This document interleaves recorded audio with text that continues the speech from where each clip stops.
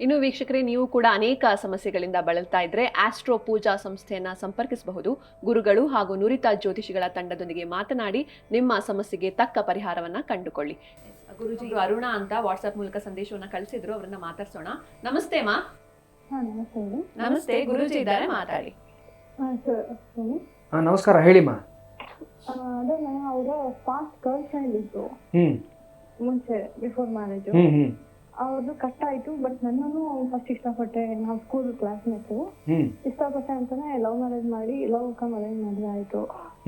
ಈಗ ಒಂದ್ ಮಗು ಇದೆ, ಗರ್ಲ್ ಬೇಬಿ. ಬಟ್ ಆದ್ರೂ ಸಹ ಹುಡ್ಗಿ ಬರ್ತಾನೆ ಇದ್ದಾಳೆ, ಕಾಂಟ್ಯಾಕ್ಟ್ ಅಲ್ಲಿ ಬರ್ತಿದ್ದಾರೆ. ಇದು ಯಾವಾಗ ಕಟ್ ಆಗುತ್ತೆ, ಏನು ಮತ್ತೆ ಇದು ಕಂಟಿನ್ಯೂ ಆಗುತ್ತಾ? ಸರಿಮಾ, ಅರ್ಥ ಆಯ್ತು ನನಗೆ.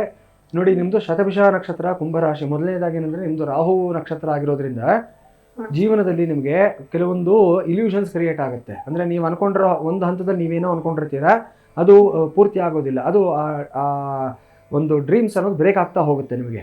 ಅದನ್ನು ಸರಿಯಾದ ಪುರೋಹಿತರ ಮಾರ್ಗದರ್ಶನದಲ್ಲಿ ಮಾಡಿ ಅದು ನಿಮಗೆ ಹೊರಗಡೆ ಬರಬೇಕು ಅಂದರೆ ಈ ಕೇತು ಭುಕ್ತಿ ಕಳಿಬೇಕು.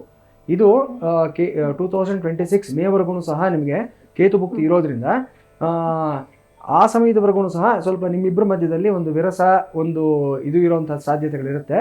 ನಂತರ ಶುಕ್ರಭುಕ್ತಿ ಬಂದಾಗ ಸಾಲ್ವ್ ಆಗುವಂಥ ಸಾಧ್ಯತೆಗಳಿರುತ್ತೆ. ಒಂದು ಪರಿಹಾರ ಬರ್ತಾರೆ, ಆದರೆ ಸ್ವಲ್ಪ ಸಮಯ ಕೊಡಬೇಕು. ನೀವು ದೈವಿಕವಾಗಿ ಪ್ರಯತ್ನ ಮಾಡಬೇಕು ಮತ್ತು ಬೇರೆ ವಿಚಾರಗಳಲ್ಲೂ ಸಹ ನೀವು ಈ ನಿಟ್ಟಿನಲ್ಲಿ ಸರಿಯಾದ ದಿಕ್ಕಿನಲ್ಲಿ ಹೋಗಬೇಕು. ತುಂಬ ಅವ್ರನ್ನ ನೀವು ಕಾನ್ಫ್ರಂಟ್ ಮಾಡಿ ಪ್ರಶ್ನೆ ಕೇಳೋದ್ರಿಂದ ಈ ಸಮಸ್ಯೆ ಸಾಲ್ವ್ ಆಗೋದಿಲ್ಲ. ಯಾಕಂದರೆ ಇದು ಮನಸ್ಸಿಗೆ ಸಂಬಂಧಪಟ್ಟಿರೋಂಥ ವಿಚಾರ ಆಗಿರೋದ್ರಿಂದ ಸೂಕ್ಷ್ಮವಾಗಿ ಹ್ಯಾಂಡಲ್ ಮಾಡಬೇಕು. ಒಂದು ಅನುಷ್ಠಾನ ಹೇಳ್ತೀನಿ, ಒಂದು 3 ನಕ್ಷತ್ರ ಹೇಳ್ತೀನಿ, ನೋಟ್ ಡೌನ್ ಮಾಡ್ಕೊಳ್ಳಿಮ್ಮ. ಧನಿಷ್ಠ ನಕ್ಷತ್ರ, ಮೃಗಶಿರ ನಕ್ಷತ್ರ, ಚಿತ್ತಾ ನಕ್ಷತ್ರ. ಈ 3 ನಿಮಗೆ ಪರಮ ಮೈತ್ರ ತಾರೆಗಳಾಗುತ್ತೆ. ಅಂದರೆ ಬಿಟ್ಟು ಹೋಗಿರೋ ಸಂಬಂಧಗಳು, ದೂರ ಆಗಿರತಕ್ಕಂಥ ಸ್ನೇಹಗಳು, ಮತ್ತೆ ನಿಮಗೆ ಸರ ಹೋಗ್ತಕ್ಕಂಥ ನಕ್ಷತ್ರಗಳು ಪರಮ ಮೈತ್ರ ತಾರೆ. ಅಂದರೆ ಈ 3ರಲ್ಲಿ ಒಂದು ನಕ್ಷತ್ರ ಇರುವಂಥ ಶುಕ್ರವಾರದ ದಿವಸ ಅಥವಾ ಶನಿವಾರದ ದಿವಸ ಪ್ರಾರಂಭ ಮಾಡಿ ನೀವು 12 ದಿನಗಳವರೆಗೂ ಸಹ ಲಲಿತಾ ಸಹಸ್ರನಾಮದ ಒಂದು ಅರ್ಚನೆಯನ್ನು ಮಾಡಿಸ್ಬೇಕಾಗತ್ತೆ ನೀವು.